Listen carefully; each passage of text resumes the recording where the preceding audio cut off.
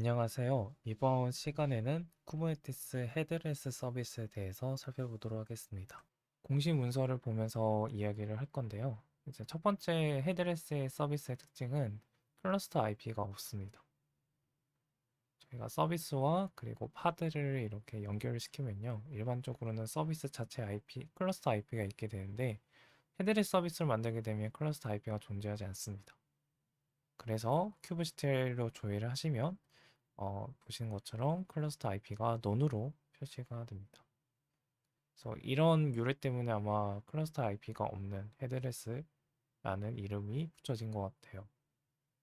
그리고 가장 중요한 특징이 두 번째인데요. 두 번째는 이제 큐브프렉스가 이 헤드레스 서비스에 대한 처리를 하지 않습니다. 이 부분은 쿠버네티스 아키텍처를 알고 있어야 되는데 큐브프렉스가 처리하지 않아서 이제 로드 밸런스 또는 프록시를 하지 않는다고 설명이 되는데요. 이 부분은 조금 쉽게 풀어보도록 할게요.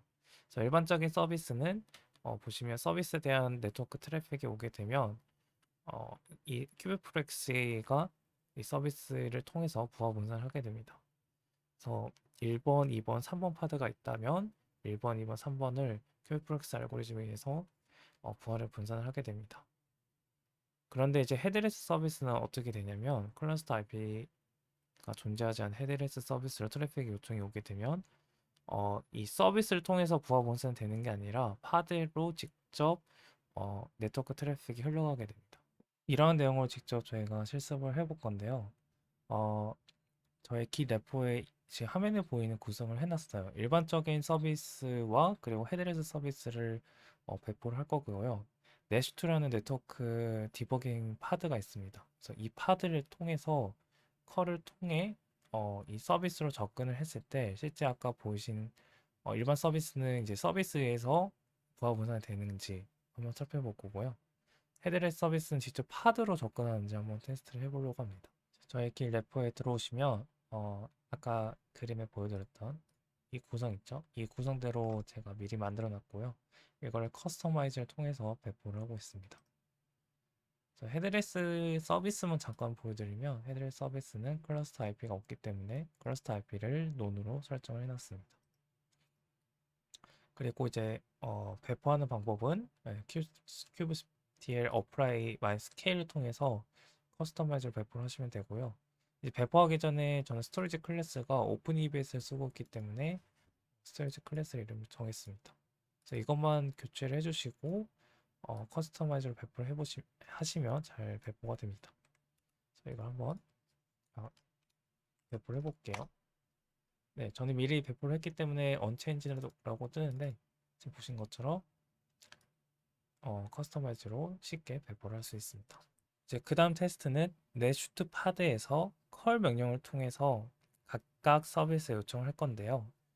어, 이대로 저희가 예상대로 요청이 되는지를 직접 테스트 해볼 겁니다. 이제 그 전에 이 명령어를 한번 실행을 해볼 거예요.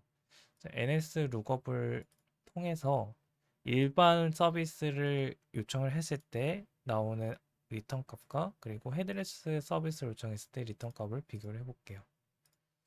그래서 이걸 복사를 해서 넷슈트에서 실행을 하셔야 되는데요. 넷슈트는 ZS 쉘을 통해 들어가시면 됩니다. 그래서 먼저 ns 룩업 일반 서비스로 요청하면 지금 리턴 값이 한 개가 나오죠. 그리고 헤드레스 서비스를 그대로 요청할게요. 헤드레스 서비스는 이렇게 세 개가 날아오게 됩니다. 리턴이 되죠. 자, 그림을 보면 똑같은 서비스 파드인데 헤드레스 서비스냐 일반 서비스 따라서 DNS 룩업 지금 결과가 다르고요. 여기서 더 재밌는 거는 이 타입을 빼볼게요. 타입을 빼보고 일반 쿼리를 질의를 하면 일반 서비스를 질의하면 당연히 일반 서비스의 IP가 날아오게 됩니다. 클러스터 IP죠. 한번 확인해 볼게요. 서비스를 보면 일반 서비스의 클러스터 IP가 이제 리턴이 되게 됩니다. 183, 183이고요. 그리고 헤드레스 서비스를 한번 요청을 해볼게요. 헤드레스 서비스를 요청을 하게 되면 얘는 클러스터 IP가 없기 때문에 파드의 IP가 나오게 됩니다. 그래서 그림 보시면 파드가 지금 3개가 되어 있죠. 그래서 파드 IP 3개가 나오게 되고요. 실제로 그런지 이렇게 조회해 보시면요. 헤드레스 서비스의 IP 56, 152, 예, 150, 56이 이렇게 맞게 됩니다.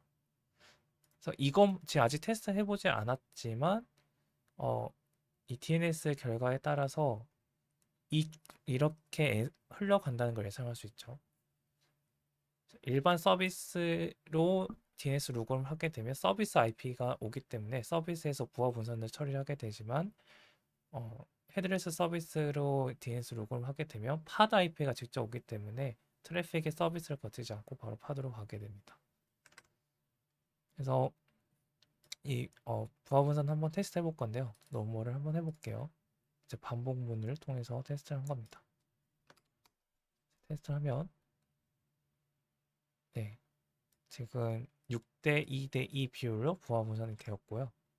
그리고 헤드레스 서비스를 또 부하 분선을 하게 되면 테스트를 해보면 4대 2대 4대 4대 2로 지금 부하 분선이 되었네요.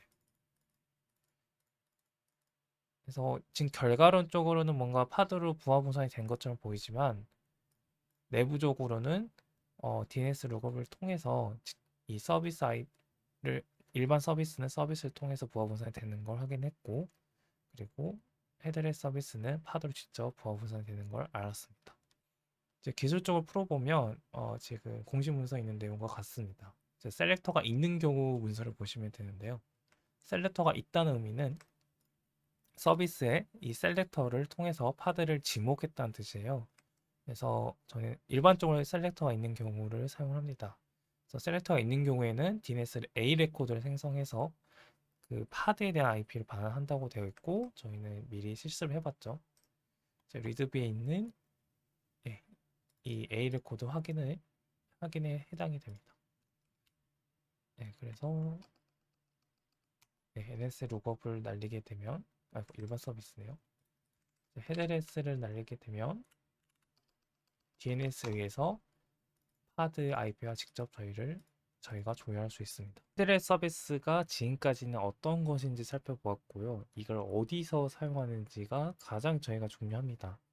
헤드레스의 뭔가 기술적인 내용 이런 거 다 제외하고 가장 큰 특징은 파드 IP 목록을 조회할 수 있습니다. 헤드레스 서비스를 통해서 파드 IP를 조회할 수 있고요.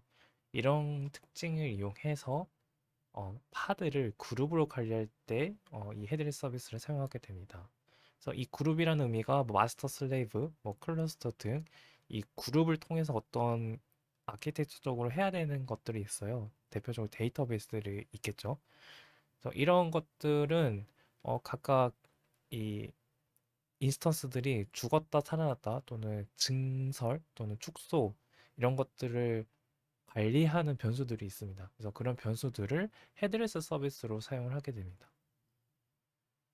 그래서 가장 키워드는 헤드레스 서비스로 파드 IP를 종료할 수 있고 이런 아키텍처들이 필요한 것에 헤드레스 서비스 사용한다. 이런 걸 이제 이 시간에 생각을 하시면 됩니다.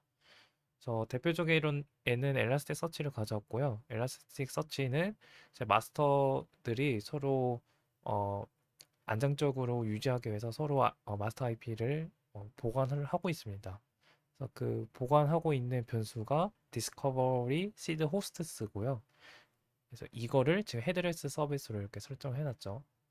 이걸 직접 헬름 차트를 봐볼게요. 그래서 헬름 차트를 보시면 엘라스틱 공식 헬름 차트고요. 엘라스틱 공식 헬름 차트의 템플릿 그리고 스테이트 풀셋에 가보시면 뭐 여러 가지가 있죠. 저희는 이제 관심 있는 건 헤드레스 서비스가 어디에 사용되냐입니다. 그래서 헤드레스 서비스로 검색을 해보시면 이 마스터 목록을 찾는 즉 마스터 목록을 가지고 있는 시드 호스트스라는 변수에 헤드레스 서비스를 이렇게 사용을 하고 있습니다. 그 위에 여러 가지에도 사용을 하고 있는데 결국은 이 마스터 IP 목록을 저희가 파드 IP잖아요. 그래서 파드 IP를 이렇게 헤드레스 서비스로 사용하는 대표적인 A를 지금 살펴본 겁니다.